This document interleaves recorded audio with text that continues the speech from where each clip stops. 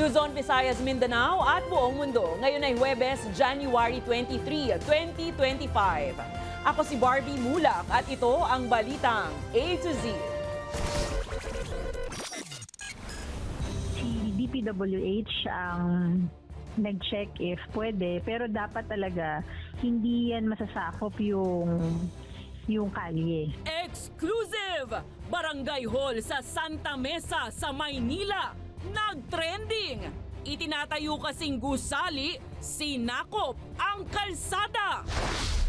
17 seafarers na binihag ng Houthi rebels sa Red Sea ng mahigit 1 taon. Pinalaya na.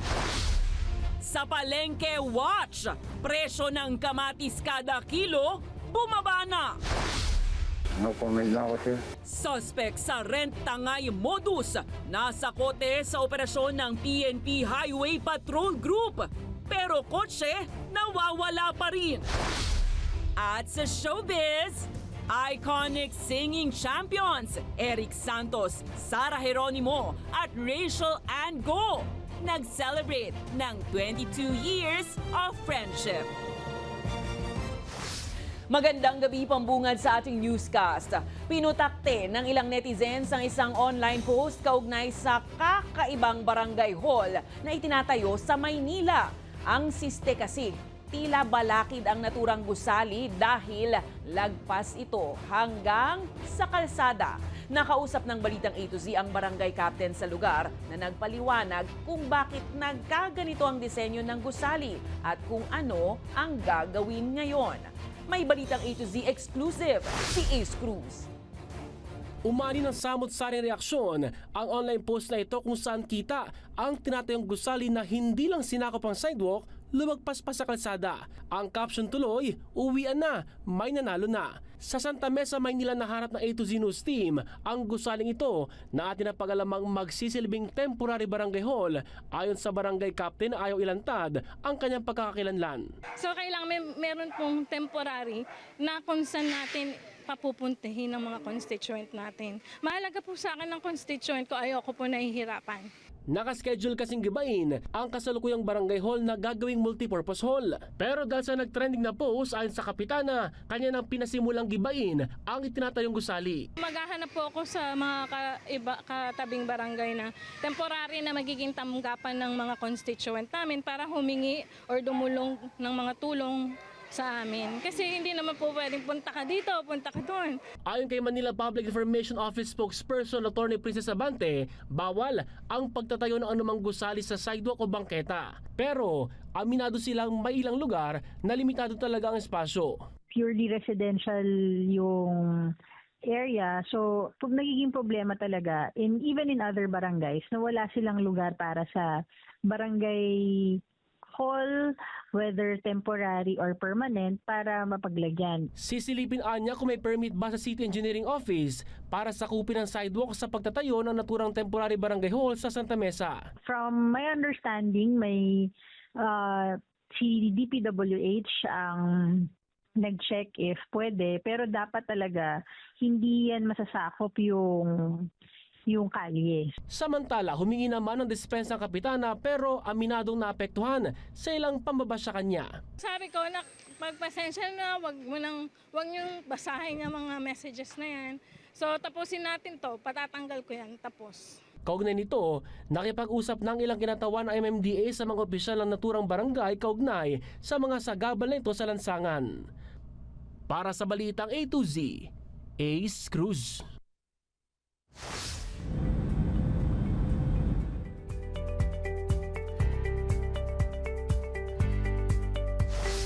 Sa wakas ay makakahinga na ng maluwag ang mga pamilya ng 17 Filipino seafarers na kasama sa mga binihag ng Houthi rebels sa Red Sea. Inaasahan na kasi ang kanilang pagbabalik bansa ngayong gabi matapos pakawalan ng mga rebelde mula sa pagkakabihag mula pa noong November 2023. Narito ang ating balitang A to Z. Matapos ang mahigit 1 taon ng pagkakabihag, pinalaya na sa wakas ng Yemeni Houthi rebels ang 17 Filipino seafarers ng Galaxy Leadership. January 22, inanunsyo ng Yemen News Agency na pinalipad na ang kabuuang 25 bihag mula sa Sana'a Airport papunta ng Oman. Kasama rin sa mga pinakawalan ang crew members mula Bulgaria, Ukraine, Mexico at Romania. At nitong araw ay mismong si Pangulong Ferdinand Marcos Jr. ang nagbalita na ligtas nang nakarating ang mga tripulanteng Pinoy sa Embahada ng Pilipinas sa Muscat. Pinasalamatan ng Pangulo ang liderato ng Oman sa pagbibigay ng safe passage at pinuri rin ang mga ahensya ng gobyerno ng Pilipinas at ibang bansa sa kanilang naging papel sa ligtas na pagpapauwi ng mga bihag.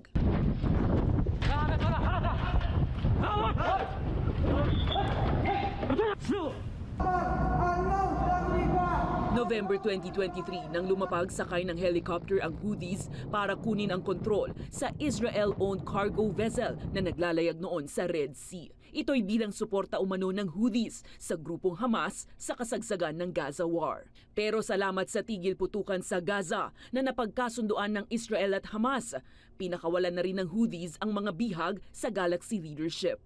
Sa ngayon, puspusan na ang paghahanda ng pamahalaan para sa agarang pagpapauwi sa Pilipinas ng mga pinakawalang Pinoy.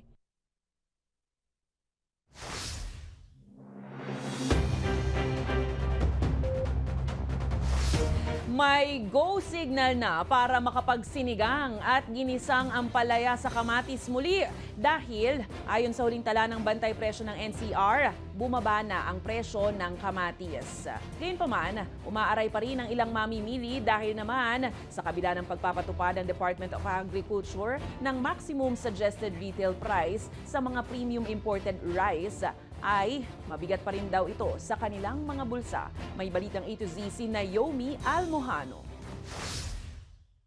Walang patid ang pag-aray ng ilang consumer pagdating sa usaping presyo ng bigas sa mga pamilihan. Ang single parent na si Marites, hinay-hinay muna sa pagbili, lalo't mahigit 10 kilo ng bigas kada buwan ang konsumo ng kanyang pamilya. Ganito rin ang nararanasan ni Nanay Nancy. Para sa kanila, mahal pa rin ang 58 maximum suggested retail price ng Department of Agriculture sa mga premium imported na bigas. As a single mother, hindi pa po. Parang kulang po sa budget, lalo na po sa lalo yung sahod namin ngayon is sobrang baba pa.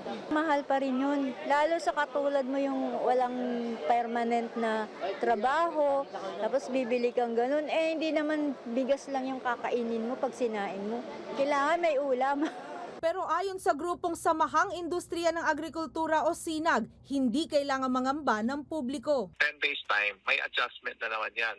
Baba ng nasa 55, 54, tapos in-expect namin up to February 15 ang presyo ng 5% broken, nasa 45 pesos na lang. Maliban dito, pinag-iisipan din naman ng Department of Agriculture ang pagpapalawig ng maximum SRP sa iba pang klase ng bigas at isama pa ang mga supermarket dito. Kasalukuyan pa lamang ipinatutupad ang MSRP sa mga premium imported rice sa Metro Manila. Pero pangako ng DA, kung sakaling magiging epektibo ang inisyatibong ito, palalawigin pa ang MSRP sa iba pang mga lugar at probinsya sa bansa. Gayunpaman, patuloy na naninindigan ng grupo na malaking ginhawa sa gastusin kapag opisyal nang nadeklara ang food security emergency na isinusulong ng Department of Agriculture. NFA rice pwede nang ibenta sa LGU, and yung LGU ibebenta ng around 38 pesos. Yung makakatulong yun dun sa mga consumer natin na hindi makabili ng mas mahal na presyo. Hinihintay pa ng Department of Agriculture ang opisyal na kopya ng resolusyon mula National Price Coordinating Council patungkol sa pagdeklara ng food security emergency. Samantala, makakapagsinigang at ginisang ampalaya ng muli dahil ayon sa huling tala ng bantay presyo ng NCR, mula sa 300 pesos noong unang bahagi ng Enero, naglalaro na lamang ngayon sa 90 to 100 pesos ang kada kilo ng kamatis. Ayon sa SINAG, inaasahan din na bababa pa ito sa 40 to 20 pesos sa pagtatapos ng buwan. Para sa Balitang A to Z, Naomi Almohano. Ipinagbabawal ng Department of Agriculture ang importasyon ng mga poultry products mula South Dakota, USA dahil sa bagong outbreak ng avian influenza o bird flu. Ito ay matapos makumpirma ng US Veterinary Authorities noong December 17 ang avian influenza outbreak sa South Dakota base sa pagsusuri ng National Veterinary Services Laboratory sa Iowa. Sa klaw ng temporary ban, ang domestic at wild birds, itlog, semen para sa artificial insemination ng mga sisiyo at iba pang poultry products. Ayon kay Agriculture Secretary Francisco Tiu Laurel Jr., layunin ng ban na protektahan ang kalusugan ng local poultry industry na malaki ang papel sa food security ng bansa. Ibinasura na ng Land Transportation Franchising and Regulatory Board ang panawagang pagtataas ng minimum fare sa jeep sa 17 pesos.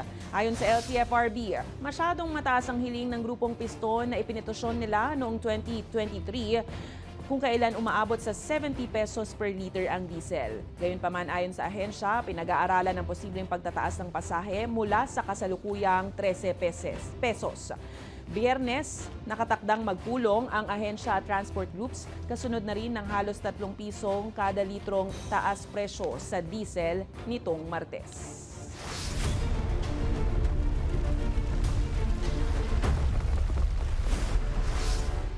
Dalawang magkasunod na lindol ang yumanig sa Visayas at Mindanao ngayong Huwebes ayon sa PHIVOLCS.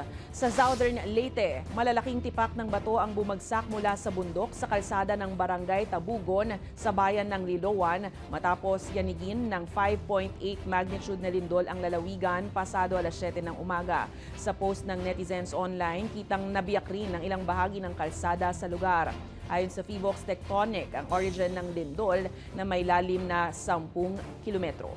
Samantala, niyanig din ng magnitude 5.4 na lindol naman ang Zamboanga del Norte bandang alas 11:41 umaga ng Huwebes. Agad namang inilikas ang mga kawani ng Port Management Office ng Zamboanga matapos ang pagyanig. Natagpuan ang sentro ng lindol, may layong 5 kilometro southeast ng Siocon at may lalim na 43 kilometers.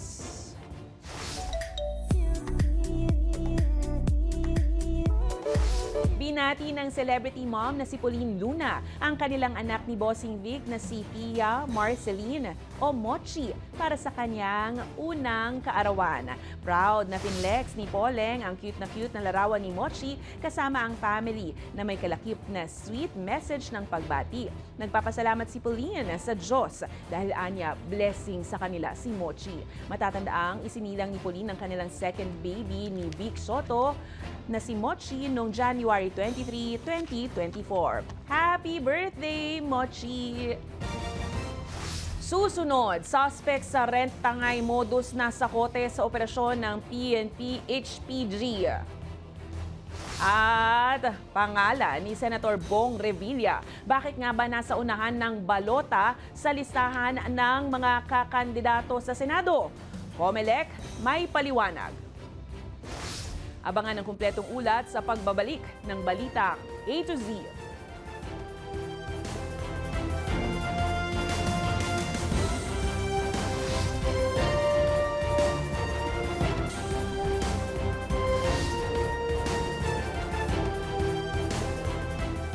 Mariing kinukundina ng militar at iba pang opisyal ng gobyerno ang nangyaring ambush na ikinamatay ng 2 sundalo at ikinasugat ng 12 iba pa sa barangay Kabengbeng, Sumisip, Basilan nitong January 22. Ayon sa report, nagsasagawa ng security escort ang 101st Infantry Brigade sa mga miyembro ng United Nations Development Program para sa isang aktibidad nang tambangan sila ng isang armadong grupo. Matapos ang palitan ng putok, sinunog pa ang truck ng militar. Kinumpirma naman ng Moro Islamic Liberation Front Ad Hoc Joint Action Group Chairman Anwar Alamada na kabilang ang mga tropa ng MILF sa engkwentro. Paliwanag ni Alamada, wala umanong tamang koordinasyon ng pagbisita ng mga sundalo na ikinagulat ng kanilang grupo. Sa gitna nito, umaapela si Bangsamoro Interim Chief Minister at MILF Chairperson Al-Haj Murad Ibrahim na huminahon ang lahat upang maresolba at hindi na lumala wala pa ang issue. Iimbestigahan rin ng MILF ang nangyari kasunod ang panawagan ng gobyerno na magbaba ng disciplinary action sa mga sangkot sa ambush na banta umano sa kapayapaan sa bansa. Mas pinaigting ng pulisya ang oplansita o checkpoint sa mga lansangan dahil sa mga insidente ng carnapping at motor napping. Arestado naman ng Police Highway Patrol Group ang isang suspect na sangkot sa tinatawag na rent-tangay modus. Ang balitang A to Z ni Kim Salinas. Kalaboso ang suspect na si alias Darwin matapos tangayin ang nirentahang kotse mula sa negosyanteng si Bergie. Mabilis nagtiwala si Bergie dahil inirekomenda ng kanyang kakilala at maayos naman ang naging usapan nila ng suspect noong una. Nagbigay lang siya sa akin ng amount na 1.5 para assurance na ibabalik niya. Saka yung ID, iniwan niya sa akin. Usapan namin, babalik sa akin ng November 1. Noong October 30, hanggang 31, nakokontak ko pa naman siya.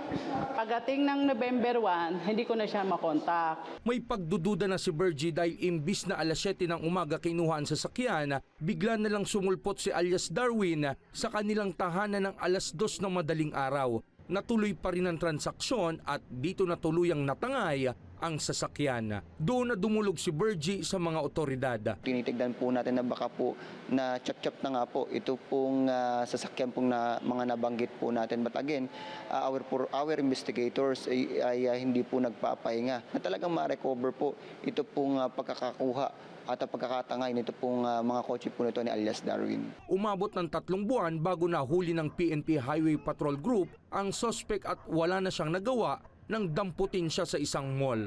Nang kunin ang kanyang panig sa insidente, Wala na po, sir. No comment na ako, sir. dahil sa mga ganitong insidente, patuloy ang pagsasagawa ng oplansitan ng pulisya. Talagang paigtingin ang lahat ng checkpoint na kinabibilangan po ng Highway Patrol Group para po maiwasan at makuha at masakote po natin yung mga ganito pong illegal na gawain. Katulad dito sa Luzon Avenue na kahit katirika ng araw, tuloy ang paninita hindi lang sa mga motor, maging sa mga kotse. Dahil po sa pagbibirikit-bika natin ng mga mga license nila, ORCR, nakikita po natin minsan na karnap pala o pwede rin na motor napping yung ginagawa nilang krimen. Bagamat minsan may nagrereklamong mga motorista dahil sa abala, may mga pabor din sa checkpoint operations ng pulisya. Ma-verify din yung ibang hindi magandang papel, di ba? Katago. Mas maganda nga yung ganyan kaysa sa may nagche-checkpoint kaysa sa wala. Hindi pa natatapos ang unang buwan ng taong 2025 na itala na ang 36 na insidente ng carnapping at motor napping sa buong Metro Manila. Para sa Balitang A to Z, Kim Salinas.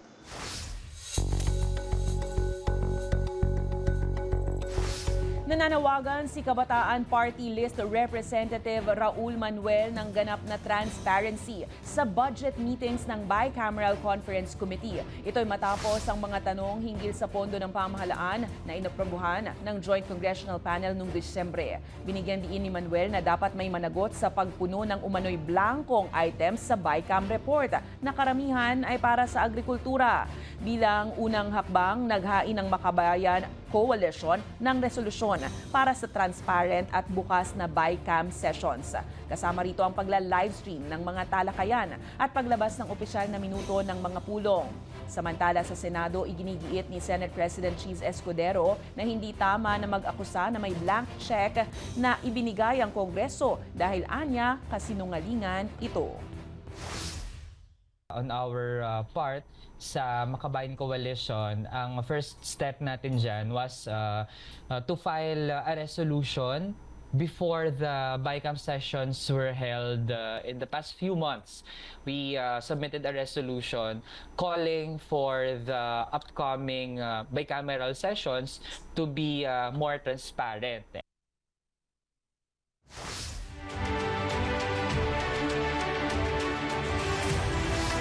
Ni-reschedule muli ng Commission on Elections ang pag-iimprenta ng mga balota sa Lunes. Kasabayan ng pagbawi ng Senate bid ng vlogger na si Norman Mangusin o mas kilala bilang Francis Leo Marcos. Ayon kay COMELEC Chairman George Garcia, kailangan pa muna muling sumulat ng komisyon sa Korte Suprema para ipagbigay alam ang mga pagbabago sa pinal na listahan ng mga nais tumakbo sa halalan. Kaya naman nananawagan ng COMELEC sa mga plano pang iurong o uurong sa 2025 polls na mag-withdraw ng kanilang kandidatura bago ang pagpapalimbag ng mga balota sa Lunes, January 27. Paliwanag ni Garcia, maaaring mag-withdraw hanggang Biyernes ng tanghali. Matatandaang bukas sana Biyernes, January 24 ang nakatakdang bagong petsa para sa muling pag-iimprenta ng mga balota. In fact, handa na sana yung sulat ko ngayon na ipapadala sa ating kagalang-galang na punong maestrado para ma-inform sila na tayo ay magtutuloy na ng imprenta ng balota bukas. Pero siyempre, hindi na muna maitutuloy yung ating sulat na yan sapagkat kinakailangan na naman namin baguhin nga yung listahan ng mga kandidato. Nagpaliwanag naman ng Commission on Elections sa mga kumukwestiyon sa social media ukol sa numbering sa balota ng mga kandidato sa Senado. Sa listahan kasi ng mahigit 60 kandidato, imbis na nasa dulo sa letrang R ang re-electionist na si Senator Ramon Bong Revilla, nasa pang 11 siya sa alphabetical order. Ang dahilan, ayon sa COMELEC, naglabas ang Cavite Regional Trial Court noong 2009 para sa legal na pagbabago ng naturang aktor-politician sa kanyang apelido. Ibig sabihin mula Revilla ay Bong Revilla na pala ang kanyang surname na nagsisimula na ngayon sa letrang B. Ito rin daw ang pangalan niya noong 2019 elections. Sa aming pagbabalik sa balitang showbiz, iconic singing champions Eric Santos, Sarah G. at Rachel Ann Go nag-reunion. At John Prats at Angelica Panganiban, bakit nga ba bumisita sa Star Magic Office? Manatiling nakatutok, kayo ay nanonood ng Balitang A to Z.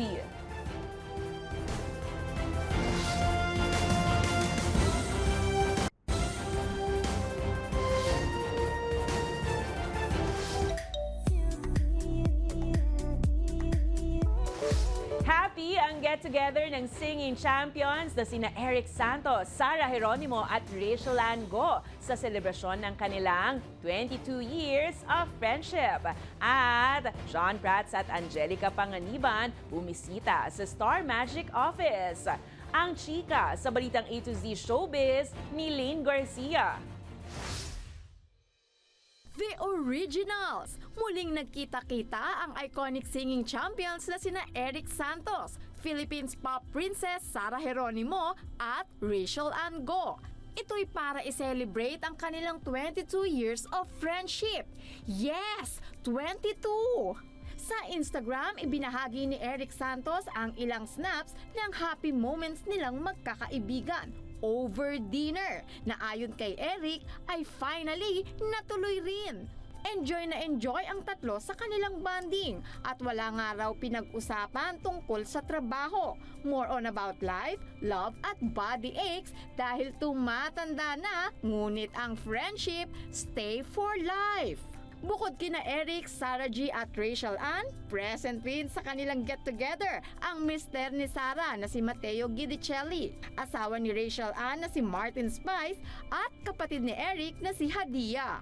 Matatandaang ang tatlong singers ay bahagi ng Kapamilya Sunday variety show na ASAP. Partikular na ang segment nitong The Champions kung saan itinatampok ang mga mang-aawit na nagwagi sa mga pinakamalalaking singing competitions ng bansa. Winner ang Friendship Goals!